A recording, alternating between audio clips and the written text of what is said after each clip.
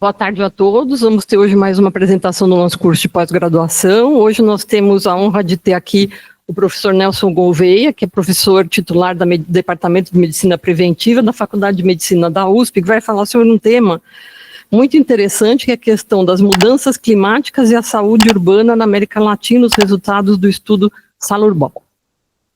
Bem-vindo. Obrigado. Bom, eu vou começar primeiro pedir desculpa um pouco, que os slides, acho que uma parte vai estar em inglês, uma parte vai estar em português. Eu fui fazendo aquela colagem, né, de slides só para orientar um pouco a discussão. Vou falar do projeto, vou falar um pouquinho dos aspectos de organização do projeto, na verdade, bem inicialmente, até para dar uma ideia de como ele funciona. Na verdade, para mim, eu achei uma experiência, eu estou participando já há muitos anos, tem sido uma experiência muito boa, e eu acho que como ele é organizado, eu acho que pode dar ideias também para outros projetos que queiram, né, se organizar dessa maneira. Ele tem 4 objetivos principais, vou mostrar, mas vou falar basicamente de um dos objetivos, que é mais a produção de conhecimento mesmo, produção de evidências científicas. Tá, bom, o projeto começou, na verdade, a gente está na fase 2 do projeto Salurbal. Ele começou em 2017, mais ou menos, numa junção aqui, já na verdade, as instituições que estão na parte 2, né, do projeto, mas são basicamente as mesmas, talvez tenha saído uma ou outra do projeto inicial. Ele começou com foco bastante em saúde urbana, a partir de uma colaboração anterior, na verdade, uma rede de pesquisadores latino-americanos que tinham esse enfoque, né, latino-americano. Quem coordenava essa rede lá atrás é uma epidemiologista, na verdade ela é argentina, mas está nos Estados Unidos desde sempre, né, já foi da Universidade de Michigan, está agora na Universidade de Drexel, que é a Ana Dierru, e ela, talvez por ser argentina, então ela conseguiu fazer essa rede, né, latino-americana, com vários parceiros em vários países. Então, dessa rede inicial é que surgiu a primeira ideia do projeto, que juntou, então, várias instituições aí, né, do Brasil, no caso, além da Universidade de São Paulo, da Faculdade de Medicina, né, que eu represento, tem ainda a Fundação Oswaldo Cruz, tanto no Rio quanto em Salvador, e a UFMG, a Faculdade de Medicina da UFMG, lá em Belo Horizonte. O projeto ele foi inicialmente financiado ele é ainda financiado pela Wellcome Trust. A parte inicial, a primeira fase dele, num programa que chamava Our Planet, Our Health, que era uma abordagem da Wellcome Trust para projetos mais ou menos nessa linha. E, claro, como quase todo mundo, a gente vem focando. Já tinha um enfoque um pouco, bastante ambiental, mas também na questão climática, mas essa é a segunda fase do projeto, e aí ele ganhou esse codinome de Salurbal Climate por conta do enfoque agora que está sendo muito mais nas questões climáticas. Essa é a estrutura geral do projeto. Na verdade, assim, tem os 4 objetivos principais, eu vou falar deles depois, mas só para dar eu vou me deter um pouquinho aqui, porque é isso que eu acho que é interessante, né, do projeto. Ele tem os 2 PIs, né, que seriam os 2 investigadores principais, que é a Ana Dierru, lá na Drexel University, e uma colega da Universidade da Colômbia, agora me perdi o nome da universidade, mas na Colômbia são as 2 coordenadoras principais. Há um comitê executivo, né, do qual fazem parte representantes de pelo menos cada um dos países envolvidos, tá? E basicamente quase todas as decisões são tomadas nesse comitê executivo, que se reúne, né, com bastante frequência. E, além disso, existe esse Publications and Presentations Committee, que é um comitê que foi formado já na fase 1 do projeto, né, a gente está na fase 2 agora, que tem o objetivo de organizar toda a questão de produção de propostas de artigos. Então, todos os artigos que são, ou melhor, as ideias que são pensadas, você tem um template, né, para submeter a tua proposta, essa proposta é avaliada, volta para o proponente, para eventuais correções. Uma vez aprovada, aí você tem acesso aos dados, né, que os dados já estão todos colocados lá, eu vou falar um pouco dos dados também.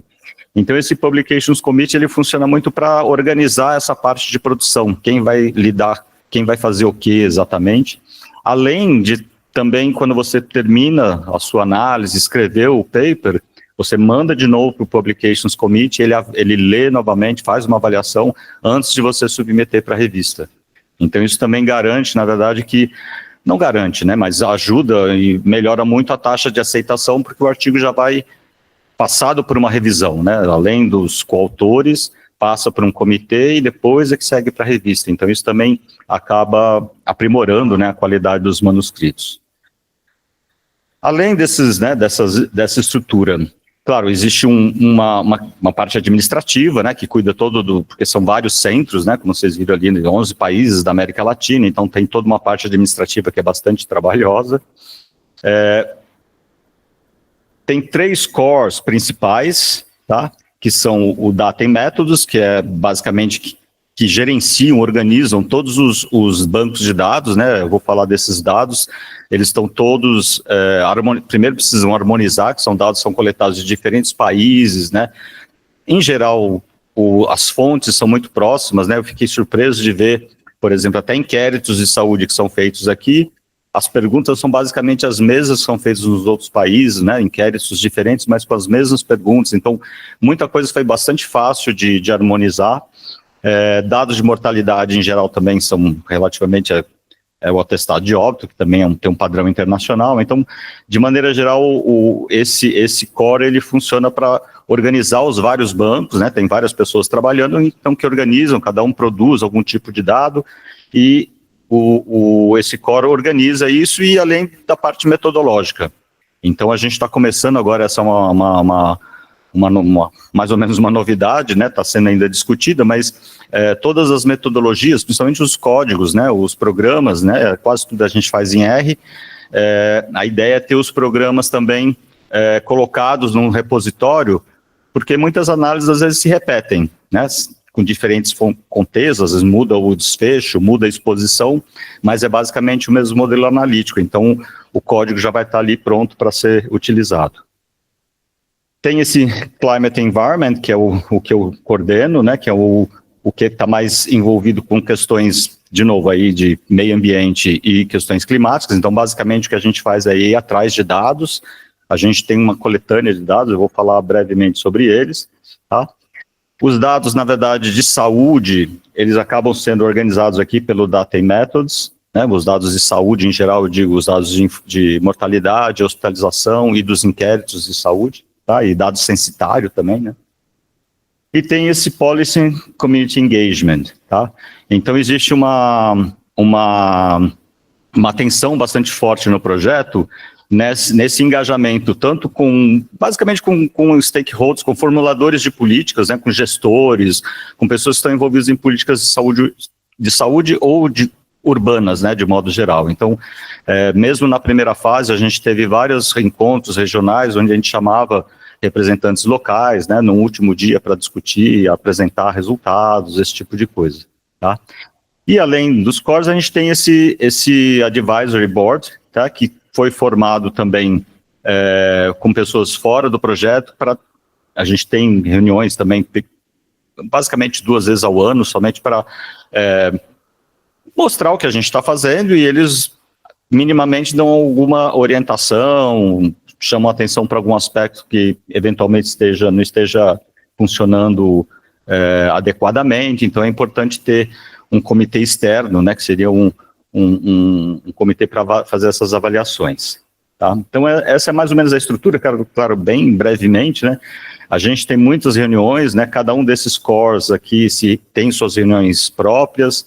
A gente tem a reunião do projeto todo, tem as reuniões do comitê executivo, tem reuniões extras, tem seminários, tem uma parte de formação, né, de capacitação também bastante grande agora. Então, tem muito seminário, Journal Club, tudo online agora, né, por conta ninguém está na mesma cidade, né, então, e vem funcionando assim, tá? Do ponto de vista de objetivos, eles têm, né, essa fase do projeto tem esses 4 objetivos. O primeiro é isso, gerar evidências científicas, né, sobre os impactos das mudanças climáticas na saúde e eventuais inequidades desses impactos na saúde, né. Esse é o objetivo, vamos dizer assim, mais epidemiológico, né, é o que eu vou falar mais, na verdade, tá. Mas os outros 3 também são importantes, né? O segundo é basicamente documentar, avaliar, né, intervenções que estejam acontecendo ou planejadas de acontecer, né, do ponto de vista de medidas de adaptação ou de mitigação de mudanças climáticas. Então, é basicamente a avaliação de impacto na saúde que a gente vai utilizar. Foram selecionadas para esse objetivo 2 políticas já em andamento, uma no Chile e outra no México, né, uma no Chile e outra no Peru, Não, uma no Chile e uma na Colômbia, no Chile e na Colômbia, que é basicamente com áreas verdes, né, inclusão de áreas verdes em algumas áreas, em alguns pedaços da cidade, uma intervenção que já está acontecendo, então a gente vai fazer avaliação de impacto na saúde, usando a metodologia tradicional de avaliação de impacto na saúde, mas está aberto, claro, para qualquer outra medida, qualquer outra ação de mitigação ou de adaptação que esteja acontecendo ou sendo planejada, pode vir a fazer parte também. Tá?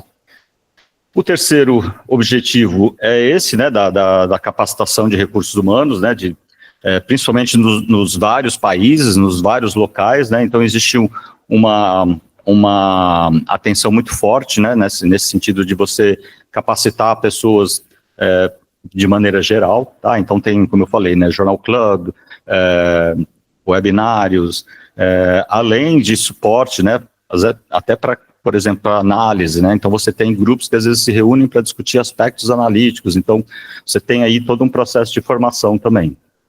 E o quarto, que é esse, né, de dar suporte também para ações políticas, né, intervenções aí, então esse engajamento aí com formuladores de políticas, com gestores, que a gente vem fazendo também. A gente está no primeiro ano do projeto, na verdade, né, o Saulo Urbal 1, ele durou 6 anos, ele começou, como eu falei, em 2017, foi até 2000 que teve a pandemia no meio aí, a gente conseguiu uma extensão, terminou aí por volta de 2023, e aí começou o Saulo Urbal Climate. Então a gente está na primeira fase, a gente tem da primeira fase bastante coisa já produzida, mas com foco bastante diverso, né? Questões de saúde, todas de saúde urbana, mas bastante diversos. Alguns, inclusive, de aspectos mais de mudança climática, mas agora que o foco está mais nessa linha. Então, eu vou me deter mais nesse primeiro objetivo, né, que é de gerar evidências. Aí, basicamente, por quê? Né? Porque falta evidências, né, principalmente para países em desenvolvimento, né, países de renda média e baixa. A maior parte das evidências que a gente tem hoje é sempre do norte global. A ideia, então, é você utilizar, na verdade, tudo que já tinha sido produzido na primeira fase do projeto. Tem, acho que mais ou menos 150 artigos já publicados, né, já publicados, né, diretamente. Utilizar essa grande base de dados, né, que foi criada, acoplar dados ambientais, que era o que a gente não tinha tanto, e aí a gente foi mais atrás agora de dados ambientais, e ampliar, né, o foco aí, ou talvez reduzir o foco para questões climáticas. Então, assim, não que não se possa olhar outras questões, a gente, né, tem liberdade para fazer isso, mas a prioridade no momento são as propostas que foquem, né, questões climáticas, de modo geral, tá? Então, alguns exemplos aí de questões, né, de pesquisa para esse primeiro objetivo, né, que é de gerar evidências. Então, aí, por exemplo, impacto de mudanças climáticas na saúde e na desigualdade. Então, como é que se distribuem exposições? Então, a gente está vendo, por exemplo, ondas de calor. Como é que as ondas de calor estão acontecendo e como a gente tem dados desde 98, mais ou menos, talvez até um pouco, para onda de... que são tantos bancos de dados com tantos períodos diferentes, mas, em geral, para a onda de calor, especificamente, a gente deve ter mais de 20 anos de dados coletados. Então, dá para você, para toda a América Latina, para aqueles 11 países, né, 370 municípios, você consegue, então, descrever como essas ondas de calor vêm acontecendo, estão ficando mais frequentes, mais intensas. Então, isso está em andamento nesse exato momento. Avaliar não só a onda de calor, mas outras exposições aí relacionadas a mudanças climáticas. Então, a gente está vendo também, poluição do ar, né, que é o que eu mais lido, mas também enchentes, né, alagamentos, enchentes, chuvas. A gente acabou de coletar agora dados de precipitação também para toda a América Latina, né, precipitação diária. Acidentes, né, deslizamentos de terra, esse tipo de acidentes, como de vez em quando acontece. Então, assim, estão se criando agora esses bancos de dados para poder responder esse tipo de pergunta, né, distribuição de exposições e impactos na saúde. E os impactos utilizando os dados que a gente já tem de mortalidade e de hospitalização. Também já estão harmonizados, né, entre os vários países. Um outro tipo de pergunta, né, de novo aí bem ampla, né, que fatores individuais ou da cidade, né, ou da vizinhança que podem modificar essa associação que a gente observa ali na pergunta 1, tá? E aí a gente está falando de fatores individuais como condição socioeconômica, raça, etnicidade, escolaridade, o que tem de fator individual que a gente tem acesso. Em geral, esses fatores individuais são os que estão presentes, porque é tudo banco de dados secundário, então é o que está presente em sistema de informação de mortalidade, né, no nosso caso aqui, ou de hospitalização, por exemplo, ou dos inquéritos, né, de alguns inquéritos que a gente também vem trabalhando. Outros possíveis modificadores de efeitos, aí no nível da cidade ou da vizinhança, seriam, por exemplo, áreas verdes, a forma da mancha urbana da cidade, características urbanas, né, eu vou falar um pouquinho rapidamente sobre isso, própria poluição do ar, condições socioeconômicas não individuais, mas do contexto. Então, uma série de informações aí que a gente tem. Como a estrutura de dados, a gente tem alguns dados individuais, depois dados agregados para município, e tem uma divisão, né, geográfica que a gente usa, que a gente tem município e tem região metropolitana. E dentro do município, para alguns países, a gente tem dado de vizinhança, né, de bairro, né, que seria distrito aqui em São Paulo. Tá? Então, isso tudo está em andamento, né, e um terceiro, né, exemplo aí de possível questão relacionado com aquele objetivo 2 que eu mostrei, que é investigar impactos aí de ações de mitigação e de adaptação. Então, por exemplo, aí já detalhando, né, que tipo de questão, quantas pessoas na América Latina estão expostas a ondas de calor, enchentes, né, alagamentos, ou agora queimadas, né, por a poluição das queimadas, que é algo que, na verdade, ficou bastante exacerbado esse ano, mas já vem acontecendo há muito tempo, né, não é algo nada novo, então isso também está no nosso radar. Que tipo de impacto a temperatura, né, o calor, pode ter em hospitalizações ou na mortalidade, e se isso varia de acordo com condições socioeconômicas individuais ou do contexto do bairro, do distrito, tá? Algum fator ambiental do município ali, do bairro, como por exemplo áreas verdes, podem modificar essa associação entre temperatura e mortalidade. Então são exemplos aí, né?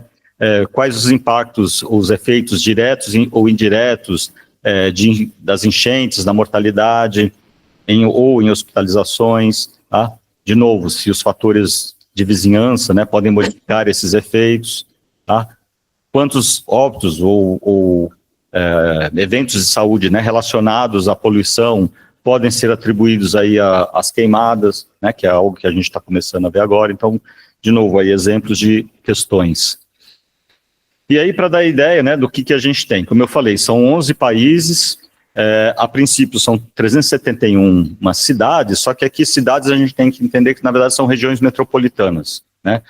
Por exemplo, São Paulo, ela é uma dessas cidades, mas se a gente for desagregar, a gente tem vários municípios aqui, então, na nossa denominação, a gente chama cidade, mas o município de São Paulo, ela seria uma subcidade, né, assim como Osasco, como Guarulhos, seriam outras subcidades, que no conjunto formam a grande, né, cidade de São Paulo. Então a gente tem 3 níveis, basicamente. A gente tem um nível de bairro, né, de distrito, seria o nível 3, um nível de cidade, que seria... É que para nós, o duro é que a gente teve que padronizar isso porque cada país chama de um jeito, né? A gente aqui chama cidade e região metropolitana. Mas para nós, para harmonizar, né, a gente tem então distrito, depois subcidade e depois cidade, que aí é a região metropolitana como um todo. Então, no total são 371 regiões metropolitanas, mas são 1.400 e tantas cidades no total. Aí são os países, quantos tem, claro, o Brasil e México são sempre os que têm mais, né, cidades participantes, são os mais populosos, tá? Também um pouquinho de exemplo de dados aqui, dados de saúde, a gente tem os dados da declaração de óbitos, então, causa, com aquelas informações básicas que existem nos atestados de óbito, a gente já calculou tábuas de vida, fizeram tábuas de vida, né, cálculo de esperança de vida aí para todas as cidades. Tem dados de morbidade que vêm tanto das AIHs, no caso, né, das informações de hospitalização, e de alguns inquéritos, né, os inquéritos são feitos na América Latina. Os que a gente está usando do Brasil é a PNS, a Pesquisa Nacional de Saúde,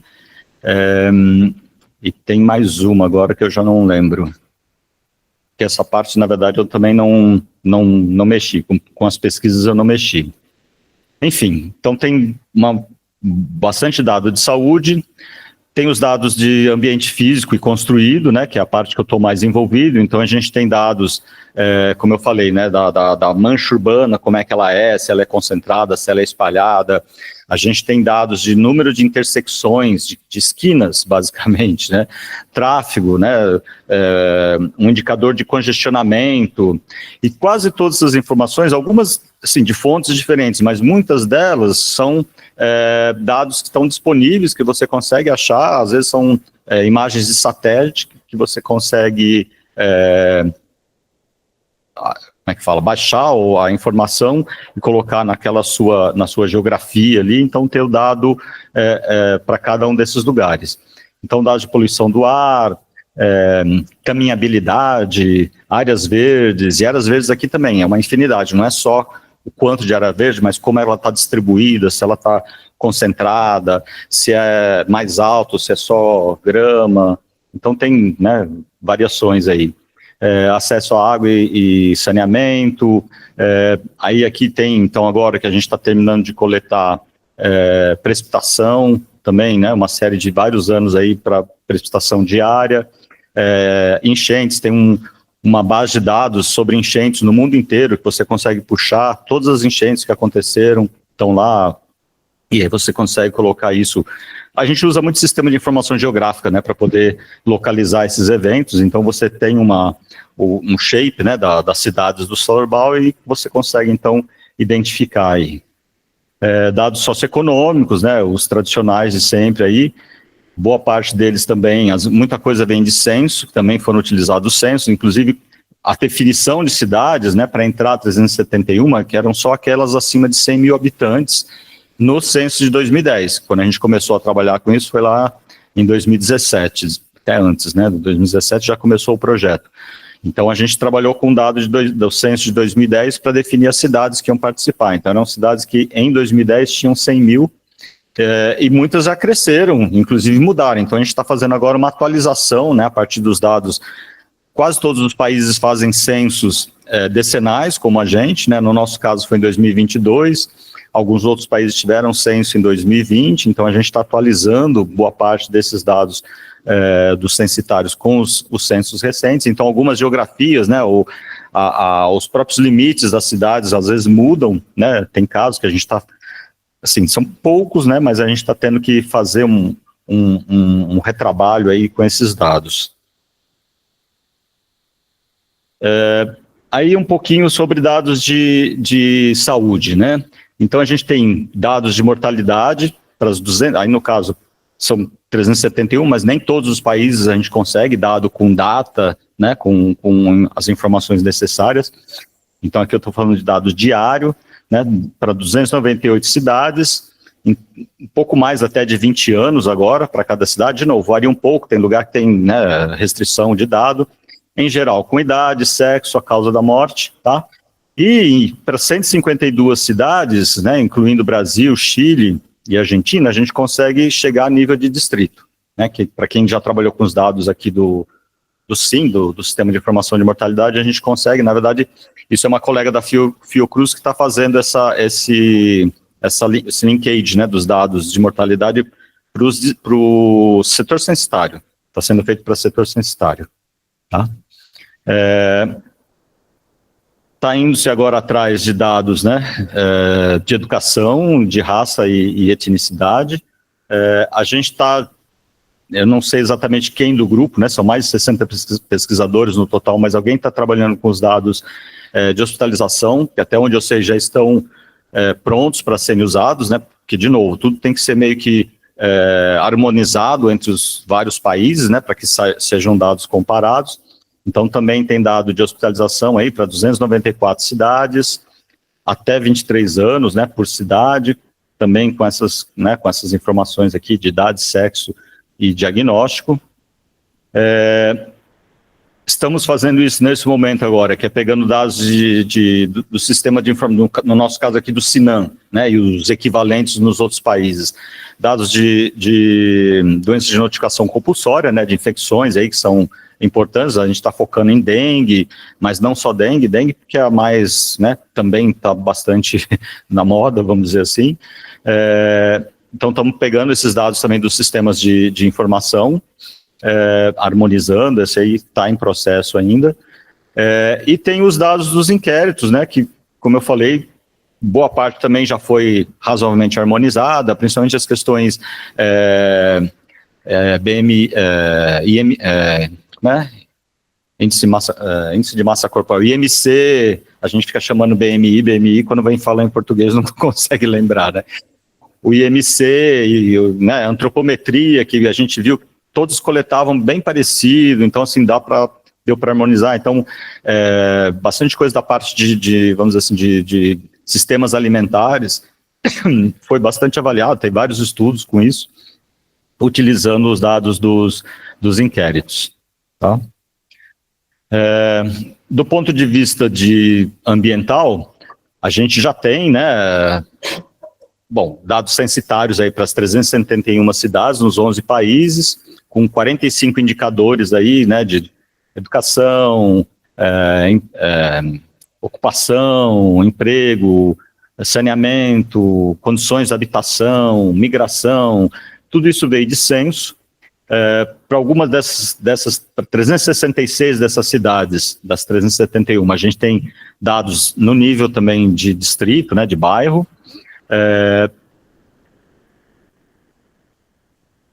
Isso aqui eu não lembro o que significa, então vamos pular.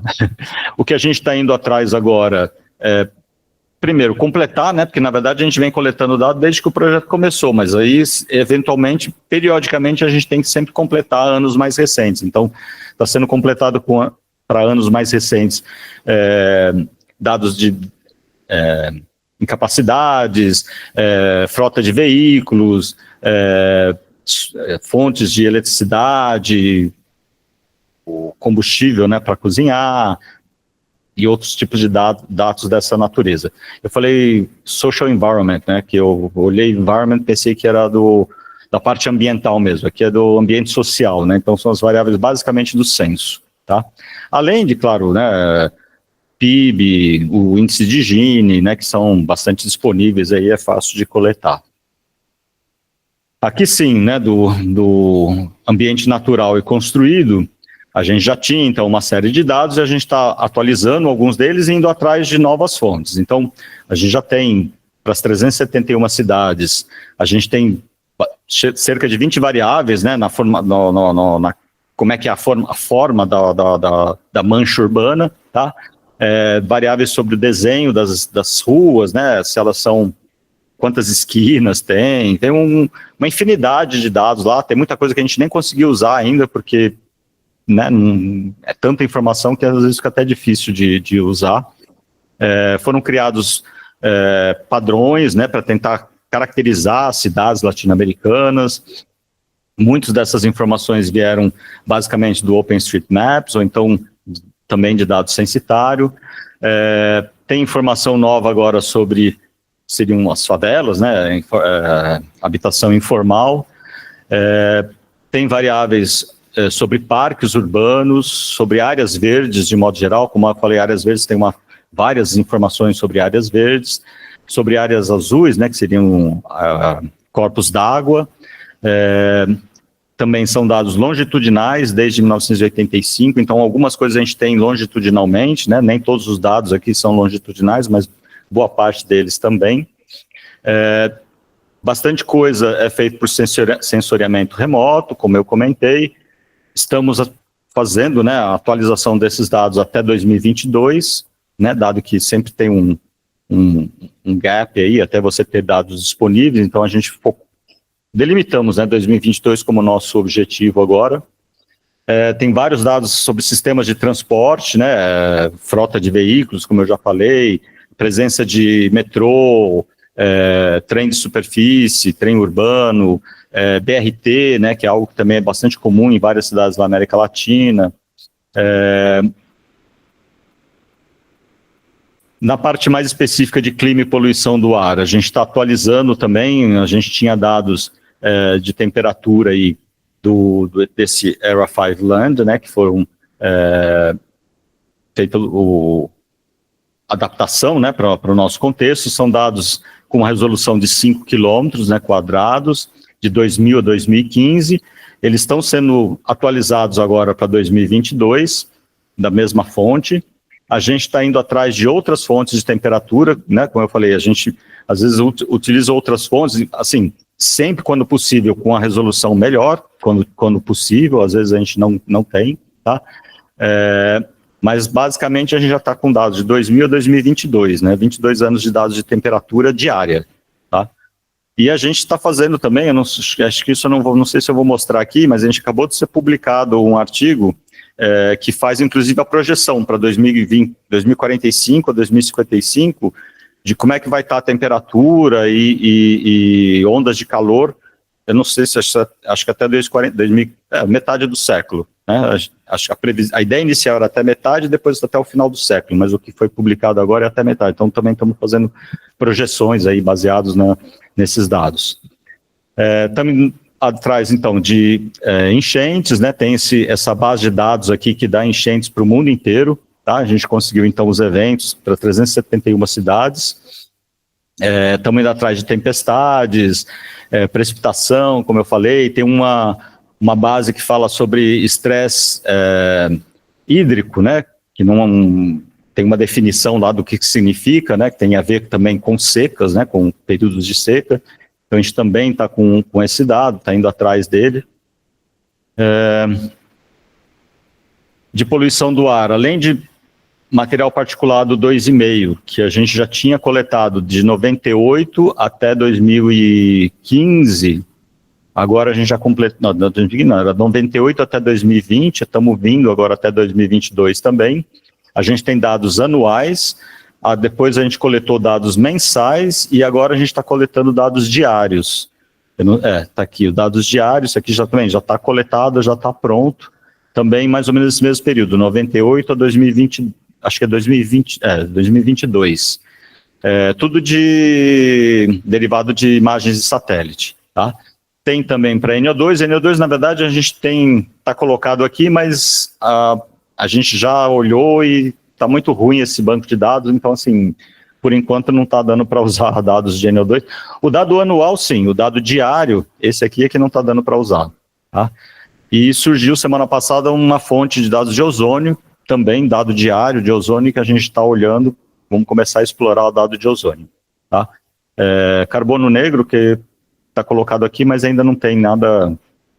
E queimadas, a gente tem dados de satélite, né, de focos de incêndio, a gente já tem esse dado, mas a gente está explorando uma nova fonte que surgiu também agora, que inclusive ele já coloca o dado de material particulado, que seria o proveniente de queimadas. Então, um dado que a gente está indo explorando, né, vai ser bastante útil na hora que estiver pronto. Isso aqui são alguns dos papers, né, dos manuscritos que estão em desenvolvimento, tá? Alguns talvez um pouco mais adiantados que outros, mas são os que eu chamei aí de prioritários nessa primeira fase do projeto, nessa segunda fase, né, mas assim, nesse começo da segunda fase. alguns sobre, então, distribuição, né, os níveis de distribuição das exposições, então, de ondas de calor, enchentes e as queimadas, ou os impactos, né, impactos de diferentes, né, tipos de impactos, dependendo da exposição, mas impactos do calor, das enchentes, das queimadas, das tempestades, isso tudo está em andamento, né? Está assim, começando a ser organizado. E algumas análises para ver modificação de efeito. Então, ver se raça e condição socioeconômica modifica o efeito das ondas de calor ou das tempestades, esse tipo de coisa. Ou fatores, né, do bairro, né, do distrito ou da própria cidade que também possam funcionar como modificador de efeito. Aí aqui alguns exemplos de coisas já produzidas, já publicadas, tá? Aqui, então, esse aqui foi um artigo sobre temperatura e mortalidade, saiu já em 2022, ou seja, ele na verdade veio da primeira fase do Salurbal, acho que os 3 aqui são da primeira fase do Salurbal. Basicamente, que a gente trabalhou aqui, né, isso aqui são todas as cidades que fazem parte, né, do estudo, as 371 cidades, claro, concentra, né, alguns locais aqui. Basicamente, o estudo encontrou que quase 6% das mortes podem ser atribuíveis à temperatura, né, tanto frio quanto calor, né, aqui a gente não estava olhando ondas de calor, a gente estava olhando temperatura de modo geral, tá? Embora frio e calor sejam importantes, a gente percebe também nesse estudo que um aumento de 1 grau na temperatura para cima, a curva aumenta muito mais rápido de mortalidade, ou seja, o efeito do calor é muito mais abrupto, muito mais, né, evidente do que para o frio, e claro, né, o risco sempre maior para idosos, né, para que a gente encontra em outros estudos também. Um outro estudo aqui que foi procurar modificadores de efeito, né, para essa relação entre temperatura e mortalidade, então se avaliou também uma série de questões, logicamente a gente estava interessado aqui em ver efeito de áreas verdes, principalmente, né, se a área verde protege realmente. Se encontrou alguma coisa, mas, assim, por exemplo, países, né, que têm uma desigualdade maior de renda, você tem mais risco, países que têm mais segregação, você tem mais risco, mas áreas verdes mesmo aqui apareceu bem pouca coisa.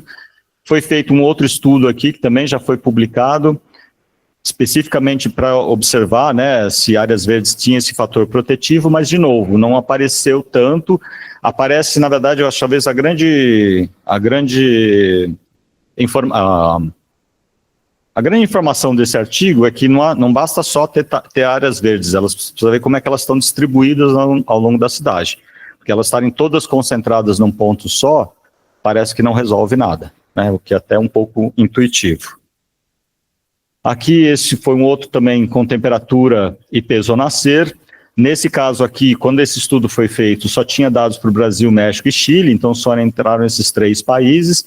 Basicamente, para o Chile, não se encontrou nada, não se encontrou nenhum efeito, mas para Brasil e México, sim. Conforme você tem uma maior exposição à temperatura nas últimas semanas aqui de gestação, você tem um decréscimo no peso ao nascer. Então, esse foi um primeiro estudo também ainda na fase 1 do Salurbal. A gente vai aprofundar agora nessas análises e ampliar, na verdade, porque a gente tem dados de mais países agora. Tá? Esse aqui é o que eu falei da projeção, né? Esse aqui, tem um de projeção das ondas de calor, da temperatura no meio do século, que já está publicado, saiu essas, 2 semanas atrás. E esse aqui é um que está em preparação, eu acho que foi até submetido já, que está vendo o impacto. Na verdade, não é só a projeção, mas está pegando essas projeções, na verdade, utilizando as duas, como é que fala? Concentration Pathways, as projeções aí do IPCC, né, de 2,6 ou 8,5, que são com baixa emissão ou alta emissão, são projeções que o IPCC tem colocado, né, então a gente acaba usando até para poder ser comparável com outros estudos, então fazendo aí comparação de como é que vai ser a mortalidade aí nesses 2 cenários, né, claro que no cenário de mais emissões a gente vai ter muito mais mortes, né, do que num cenário com menos emissões, isso para 2050, né, para metade do século. Aí a gente tem aqui a comparação. Esse aqui são os dois de exposição à poluição do ar, que acho que também foram lá no comecinho do estudo, na verdade, no comecinho não, mas antes dessa parte mais climática. Esse aqui são com dados de NO2, foi feito para nível de distrito, né, de setor censitário. Aqui em alguns casos os setores censitários são colapsados, são agregados, né, para formar um bairro, mas são, não sei se tem o número aqui, 47.187 urban neighborhoods, ou seja, bairros, tá? Então também esse artigo mostra, né, que as concentrações, no caso de NO2, são bastante díspares, né, entre as cidades, assim como de material particulado, né? Aqui foi para as 370, para as 1.420 cidades, né? Aqui está com o parâmetro da OMS, que era o parâmetro antigo ainda, na verdade. O parâmetro agora atual é 5 microgramas, então todas essas cidades já tinha bastante gente respirando ar de má qualidade. Agora que o padrão está mais restritivo, praticamente 90% da população está respirando ar de má qualidade aqui no Brasil, na América Latina de modo geral. Tá? Até tinha aí o segundo. Esses dois artigos, esse é o de PM2.5, identificou também alguns fatores, né, das cidades que possam explicar um pouco por que é mais ou menos poluído, e são fatores em geral que são passíveis de serem modificados, então é uma informação importante para gestores, né, de modo geral, se eles quiserem realmente enfrentar o problema da poluição. Então tem coisas que podem ser feitas. Áreas verdes, com certeza, sempre, né, tem um impacto, né, de melhorar a qualidade do ar. Não foi significante no nosso modelo final aqui, quando a gente inclui as taxas de motorização de cada cidade, mas é um fator relevante. Há outras coisas aqui que a gente viu, a taxa de motorização, obviamente, mas também a taxa, né, de congestionamentos, a presença de infraestrutura de transporte de massa, ela também protege, tem um efeito aí de, né, diminuir os níveis de poluição. Enfim, são tentativas aí de fornecer informações, né, de produzir evidências que possam ser sujeitas a intervenções urbanas, de modo geral. Esse aqui já foi um outro estudo com já o impacto da poluição na mortalidade. Esse aqui foi o que no início a gente tinha só dados anuais, né, de poluição. Para esse estudo aqui foram dados anuais, né, de PM10, PM2.5, né, que é esses daqui. Mas aqui a gente já trabalhou com dados mensais, então foi feita uma análise tipo série temporal mesmo, né, de dados mensais aí de 2009 a 2015, para 337 cidades, mostrando impacto, né, um pouco maior, de modo geral, mais presente em doença cardiovascular do que em respiratória, mais em homens do que em mulheres e mais em idosos. Tá? Isso para cardiovascular. Para respiratória, basicamente, no caso da respiratória, meio igual aqui para homens e mulheres, mas só na faixa mais intermediária. Interessante porque nas duas outras faixas não foi estatisticamente significante. Esse aqui de dióxido de nitrogênio, na verdade foi o que eu mostrei antes lá, o gráfico, mas é só para mostrar aqui a distribuição espacial, né? Isso aqui 2 exemplos de 2 cidades, mas mostrando, né, como a concentração ela é bem mais elevada no centro mesmo da cidade e vai atenuando conforme você vai para a periferia, que é um padrão bastante típico do dióxido de nitrogênio. Para material particulado não é tão assim, ele é mais homogêneo, acaba sendo mais homogêneo espacialmente, mas o dióxido de nitrogênio não. E esse aqui que também, na verdade, está em preparation aqui, mas ele já foi publicado, saiu agora recentemente também, são sobre as enchentes, né? Você pegou, então,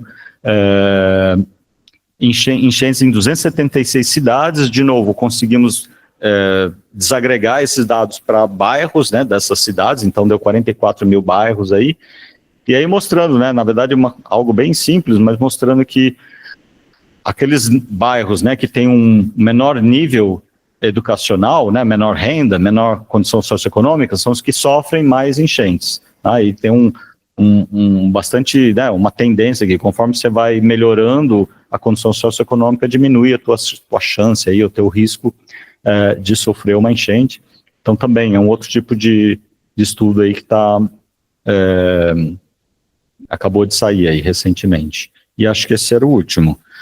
Então, assim, a ideia foi meio que, né, dar um panorama aí do projeto. Como eu falei, acho que tem uns aspectos administrativos, operacionais, que eu acho que são interessantes, e uma gama de efeitos aí que a gente vem tentando, né, tem muita coisa que está em caminho agora. Amanhã estarei indo para a reunião do projeto, a reunião que a gente faz, a última foi 2 anos atrás, então amanhã estou indo para o México para a gente avançar mais ainda nas coisas que ainda estão a caminho. Bom, gente, vamos abrir para perguntas agora. Deixa eu te perguntar um negócio, Nelson. Vocês estão trabalhando basicamente com dados secundários, né? E aí, na verdade, a harmonização de como cada país vai colocar esses dados, né? Isso. Interessante. São dados, como eu falei, são dados de hospitalização, né? Que é no nosso caso. Sim, vai ter pressão arterial, massa corpórea. A nossa IH aqui, né? O Sistema de Informação Hospitalar tem vamos dizer assim, um formato de banco, mas aí cada país tem um. Claro, não. Então você tem que, às vezes, fazer algumas adaptações. A gente faz isso para, por exemplo, diagnóstico de depressão em vários centros, em países, então a gente vai harmonizar para ter um questionário, mas imagino que você como cada país vai agregar, vai colocar seus dados, né? Então lá, tem gente aí? Enquanto nada. Plateia? Queria saber o que alguns países não foram inclusos. É a pergunta do Alejandro. Oi, tá bom, tá bom. É que eu tô cega já.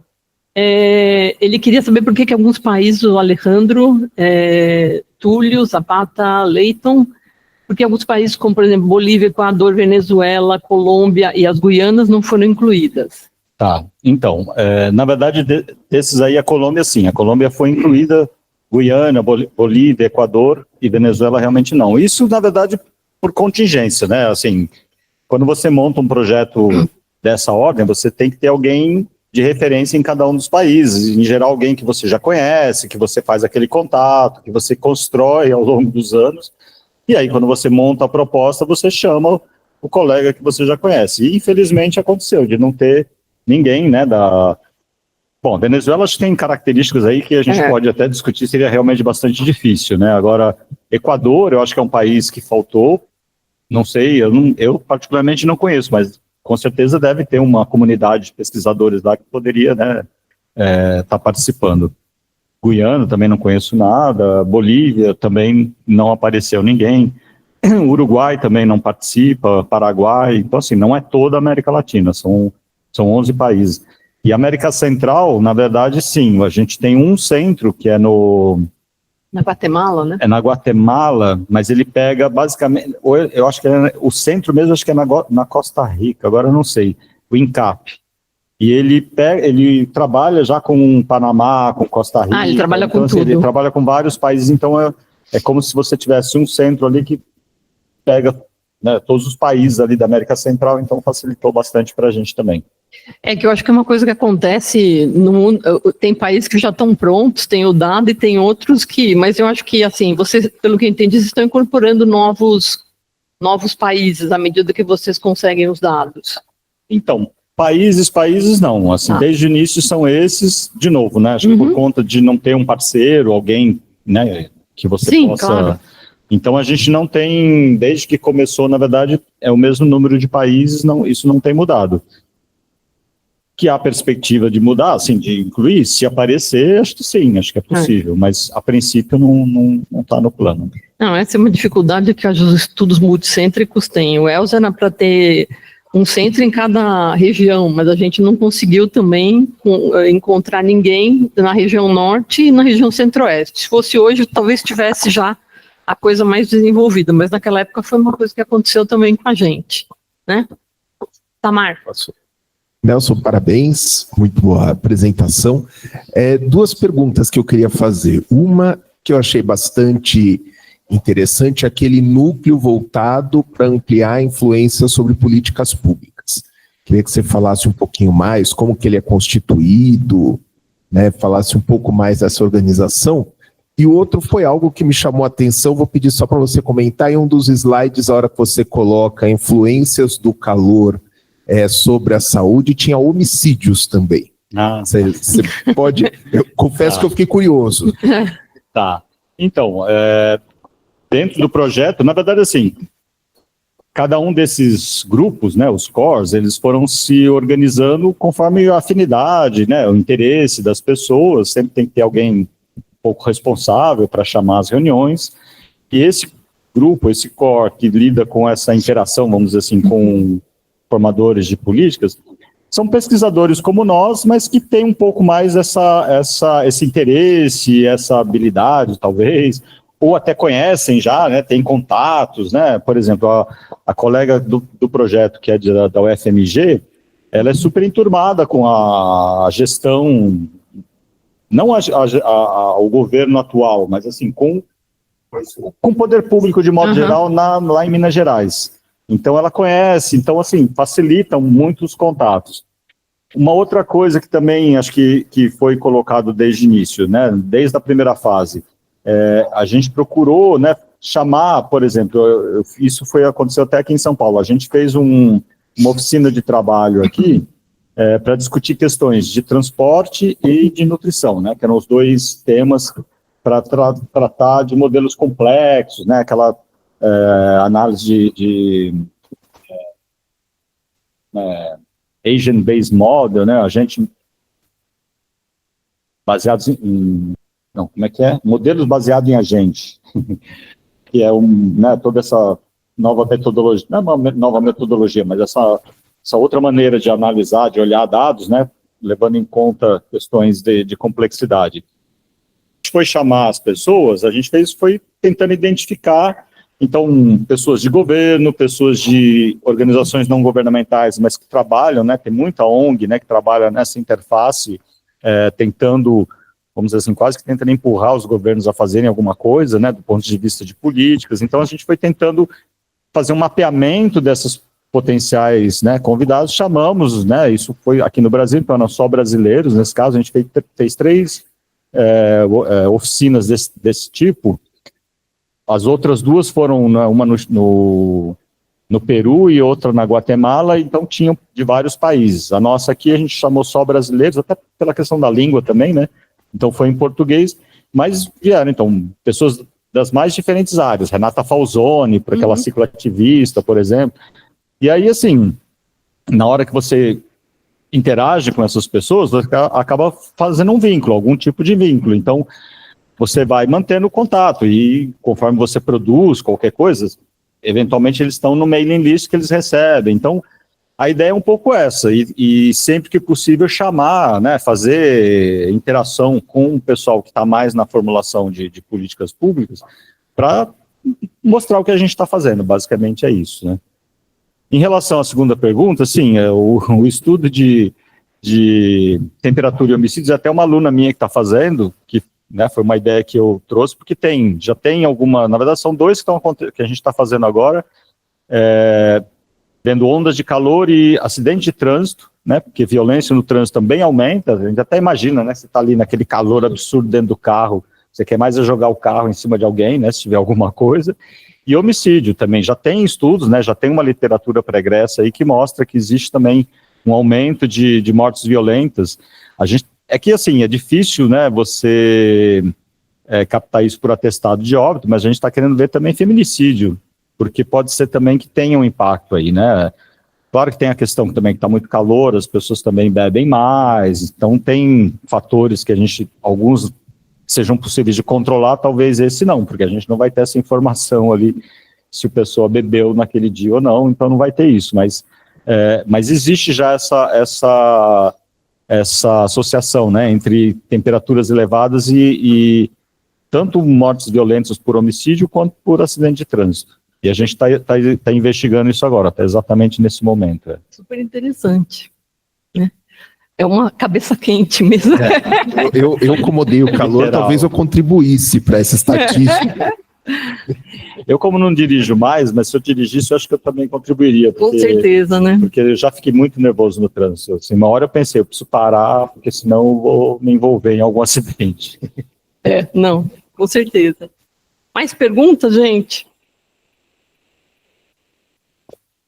Boa tarde. Eu gostei muito da apresentação.